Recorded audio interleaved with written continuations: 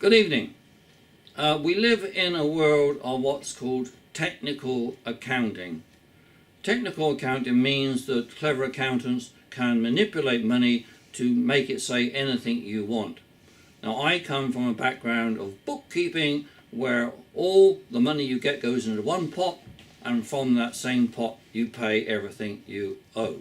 It's a very simple system, and it's very honest and very transparent, and everybody can understand it. We now live in an age where we need an accountant to explain to us what another accountant is doing. So let's have this look at this problem, because it's a very serious one in the city of Kawartha Lakes, and it's called capital accounting. So here we have the opening slide. Capital budgets are wrong for government bureaucracies, and we'll explain why. Now, this is the BC budget, and the Minister of Finance forecasts that surplus to be $534 million. And people then ask the question, if that's a surplus, then why is the provincial debt rising by $2.1 billion? Rising. That means every year. So every year, in fact, they have a surplus and they have a rise in debt. And in fact, there is a net loss to the taxpayers of $1.5 billion. And over the years, that has actually crept up to $77 billion for the people of British Columbia. But this is what happens. They tell us we've got a surplus, but we've got a huge debt. For some reason, the surplus and the debt are in different pots, and we never look at the debt pot. Now, businesses, real businesses, do two things. They sell services. Here we see a little chap selling his services with his lawnmower, and you may issue permits. Now, that stuff is called the operating budget.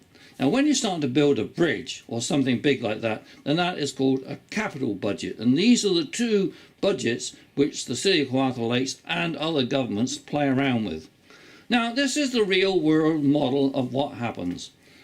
The business on the left-hand side, it wants to start building a road, a toll road. So it goes to the bank, says, we want $8, and the bank says, it's a good idea, we give you $8. Then they take that money and they move across to the left, and they pay a contractor to build the road and to maintain it. Those are the things in the yellow. So we've now got our road built and we need to maintain it. Now, we get money back by charging a toll, like on the 407. And that money flows back into the business, and from that we pay back our money to the bank, and we end up with a profit. So everybody is happy. That's how real businesses work. Now, in the municipal model, you see across through the toll, there is no toll money coming in. So there is no money flowing back into the business. So there is no paying back the debt to the bank. And so we don't have any profit. All we've done is to accumulate debt. So now I've stripped away the bits of the business model and left with the municipal model. And there, look at it. Now we've got another added problem, because not only did we borrow money from the bank which we're not repaying, but now we've got to maintain that road over the years, and we haven't allowed for that either. So we now have a future debt, the stuff in red, which is becoming bigger and bigger with every project the city does. So let's have a look at the real money trail in the Kawartha Lakes. The city doesn't have a product to sell, not even a toothpick. Its main function is to manage the taxes it sets and collects. Yeah, it sets how much we have to pay, and we can't do anything about it. The public has no control over this process at all. Now, this is what really happens in the city of Kawartha Lakes. There's property taxes, and there's fines, and there's bank loans, and there's debentures, and there's penalties, and levies, and fees, and front-end charges, and grants, and permits, and inspections, and rents. And it's all the money that is poured into that big bowl, and they mix it up. They never keep things together. For example, they sell property, but it just goes into the general funds and is lost forever. Now, out of that mixing bowls, what comes? The largest portion is salaries and the benefits and the consultants' fees, contractors' charges. Interest on debt is quite large, and the capital projects, the gifts to various organisations such as the Conservation Authority, and the supplies and future benefits of staff and advertising and office renovations. That is what happens to the money in the city of Kawartha Lakes. Now, Dr. Jack Mintz is a world authority on taxation, and his credential, he's a very, very well qualified man, and he's written some really searching papers. His research is on the province's stuff, but municipal governments are very similar. So let's see what Jack Mintz has to say. He says, governments are not businesses. Capital budgeting can distort public decision making. Politicians take hold of accounting practices. They determine how it's done, how technically it's manipulated to hide their debt. Governments are using accounting measures to hide the walloping faced by taxpayers when debt must eventually be paid. And he says, capital finances is letting governments confuse the voter. That is certainly the case. We are thoroughly confused. The use of capital budgeting leads to bad public management practices. Because if you don't budget properly, you make bad decisions. You think you've got more money than you really have, and then you spend it, and then you've got a bigger debt. So budgets show surpluses or small deficits, although the net debt keeps piling up. And that's the city we live in. Now, he also says to equate public intangible capital to financial assets is simply wrong. But if you actually read the budgets, that is exactly what happens. Somebody has added up all the bridges and roads and parks and things in the city of Kawartha Lakes and has come up with this magic figure of 3.2 billion. That's what they think they're worth. But the truth of the matter is they're not worth anything, because we can't even buy a cup of coffee with them. They have to be sold first before they're converted into cash, and then you can buy your coffee. So here is the road from Bobcaygeon to Lindsay, and it's for sale. Who would like to buy it? Of course, no one. And if no one wants to buy it, it has no value.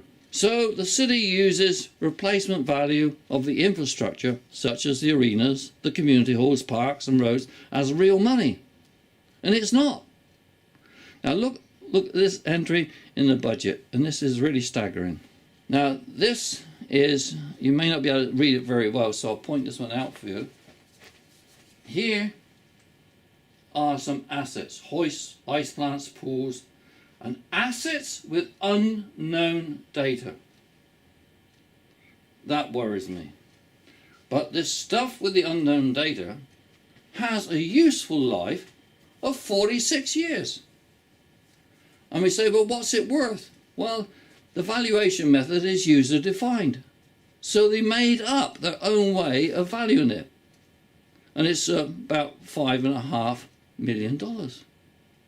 We have assets with unknown data, but we know how long they will last. We are not told how much they are valued, but we know how much they are worth. And that is in a city budget, and it's an absolute disgrace. Now, this is what the Ministry of Housing says. Municipalities can only incur long-term debt for capital projects. They must balance their budgets and can't borrow money to fund current operating expenses. That is the law. So how does the city get round it? Well, over there, you see, these government restrictions, which I just read out, on operational budget debt, they create an incentive to label operational spending as capital. In other words, they create an incentive for bureaucrats to cheat. That's what they're really saying here. For example, you could have teacher salaries and they would be classified as human capital. The little diagram tells it at the fixed cost on the left-hand side, the operational budget in grey, we've got a little piece of white on top, so we've got a little piece of movement there, and the capital budget is the pink. Now what comes along, we hire a whole lot of teachers, perhaps they're teachers who are helping the firemen learn how to do their job or something like that. Now that's exceeded the fixed cost. So what do you do with it? You take it and you move it into capital. And you see that the red blob has now moved over onto capital. So now the capital budget has increased and the fixed budget is not in debt anymore. So everybody's happy except that the capital budget is the debt that we will pay. And what happens when they keep moving real debt from the operating budget into the capital budget is we end up with a humongous debt. In 2001 we had almost no debt, and now we have about 100 million. Nobody actually knows because it's not in the budget. So Professor Mintz writes, it's time to write off the procedure, capital budget, as a lost cause. Not only is it a lost cause, but it's patently dishonest and deceives the public into thinking that all is well, and sometime down the road those huge debts created by this capital budgeting process we will have to pay. Well, I hope you found that informative. Obviously we need a big push here to force the accounting system in a city to go to simple bookkeeping, something that we can all understand, but all that money goes into one pot and all the expenses come out of that one pot. As you know, if you followed what I was talking about in the last election, we are facing an uphill battle against the city to bring in some of these reasonable ideas. And for that, we really need your support. We need you to take these videos and share them with your friends, and particularly to like them so that we get a big support base. And also, I hate to mention it, but we could really do with some financial support. Thank you very much.